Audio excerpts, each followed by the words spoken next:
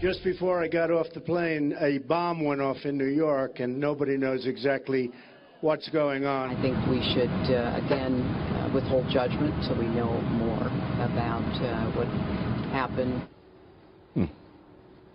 Well, on the campaign trail, quick and differing reactions from the candidates to the New York City explosion. So what does it say about their leadership style? Here to weigh in is managing editor of the Washington Free Beacon, Erin McLean, and Democratic Ohio State Senator Capri Cafaro. Nice to see both of you this morning. Absolutely. Thank you. Good morning. All right, Capri, look at that. Hashtag was trending this overnight. Zombie Hillary. I mean, you had the airplane noise drowning her out. Donald Trump comes off the plane and says right away this was a bomb. Maybe he was privy to some information that Hillary wasn't. I don't know. How do you think that these two played this?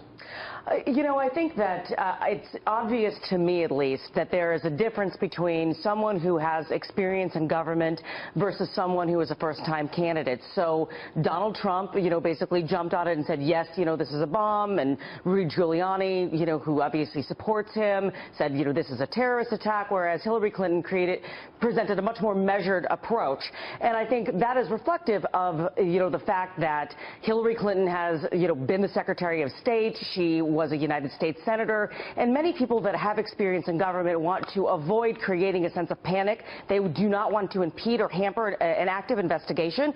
But at the same time, I think that, you know, the American public is looking for strength, and they may see that, that measured approach as one of hesitation and one of weakness. And so I think that it'll be interesting to see how the polls play out on this. Obviously, that hashtag is unfortunate, but, you know, when you're dealing with reality, you're dealing with national security, a more measured approach is one that is more traditional. But then, Erin, also you have how the mainstream media is covering it as well, because originally Hillary Clinton did use the word bombing, but then she tried to walk that back. We don't hear a lot about that.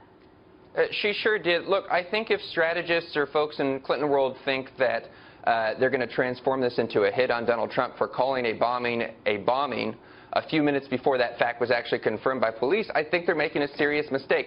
They want this to be a hit on his temperament, but I think the American people are just going to see this as calling a spade a spade. And the real question is what he hasn't been saying, right? He hasn't appeared to go too far in the way that he did, say, after the Orlando bombing. So today, Monday, I'm looking to see, does he overplay his hand again? I haven't seen him do that yet. Well, that is a great point, Capri, because we saw in the wake of, we saw in Orlando and then, of course, another attack, he kind of came out and was almost sort of seemed like he was promoting himself right afterwards, and a lot of people, even Republicans, jumped down his throat on that.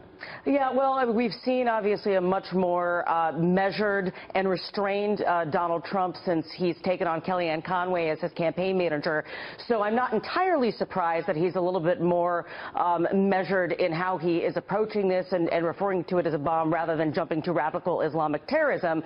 But, you know, again, I think we really need to wait and see what happens as far as an unfolding investigation on what this really is about. And it's a scary time. You know, we just saw the thing about Elizabeth, New Jersey, and I think America, 50 days out from an election, is going to look to somebody who's a leader in national security. Yeah, and we have some new polls that have just been released by Fox News, and we can take a look at possibly what they mean moving into the debate that's coming up. The opinion of the presidential candidates up first: Clinton 45%, Trump 44% when it comes to favorable, unfavorable.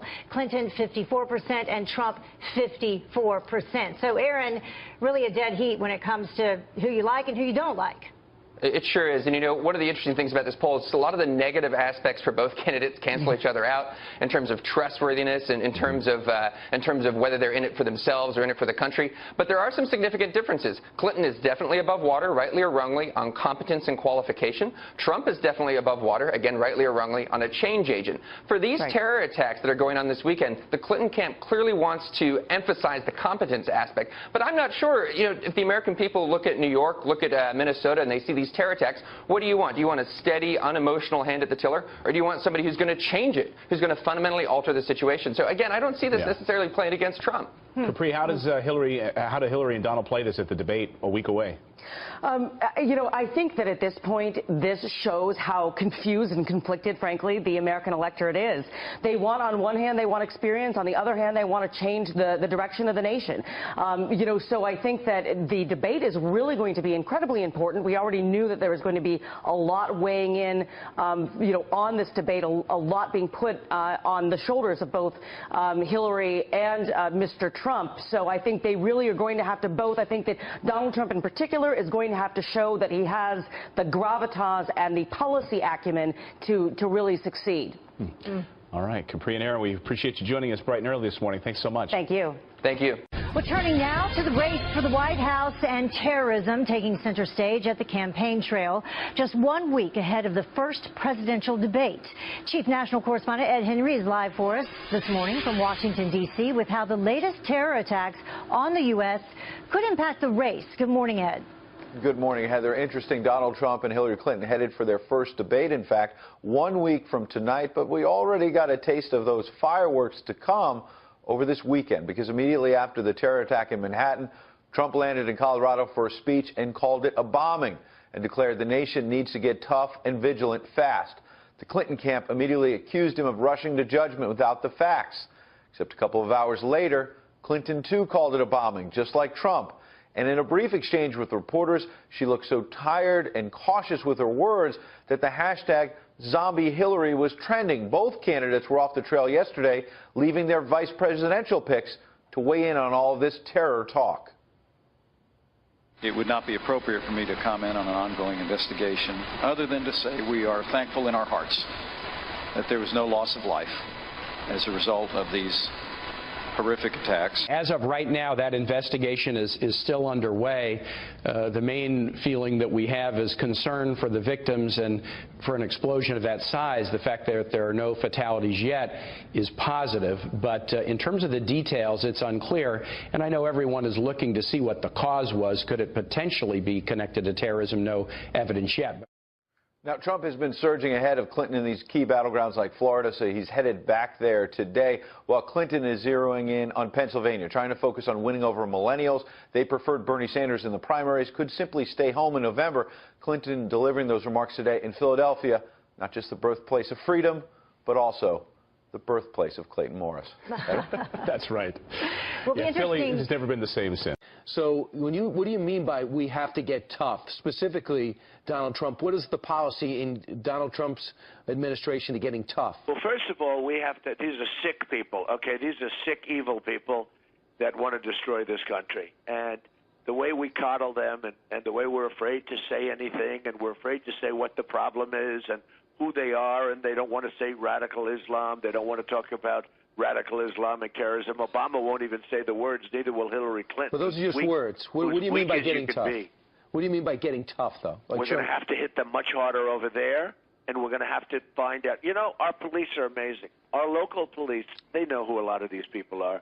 They're afraid to do anything about it because they don't want to be accused of profiling, and they don't want to be accused of all sorts of things. You know, in Israel, they profile. They've done an unbelievable job, as good as you can do. Sure. But Israel has done an unbelievable job, and they'll profile. They profile. They see somebody that's suspicious, they will profile. They will take that person in. They'll check out, do we have a choice? Look what's going on. Do we really have a choice? We're trying to be so politically correct in our country. And this is only going to get worse. This isn't going to get better. And I've been talking to you guys for years, and I've been saying it. This is only going to get worse. And what I said is you have to stop them from coming into the country. And, of course, that's what, you know, that's one of the primary tenets of your entire campaign about immigration into the country. And it has been. This isn't just something that I developed overnight because of this. I knew this was going to happen. You've been talking about it for a very long time. You were busy. You were tweeting over the weekend. Last night you sent this out. Under the leadership of Obama and Clinton, your tweet reads, Americans have experienced more attacks at home than victories abroad. Time to change the playbook. Okay, change the playbook. How? Well, we're going to have to do something extremely tough over there, okay? Like what? Over there, like knock the hell out of them. And we have to get everybody together, and we have to lead for a change because we're not knocking them. We're hitting them every once in a while. We're hitting them in certain places.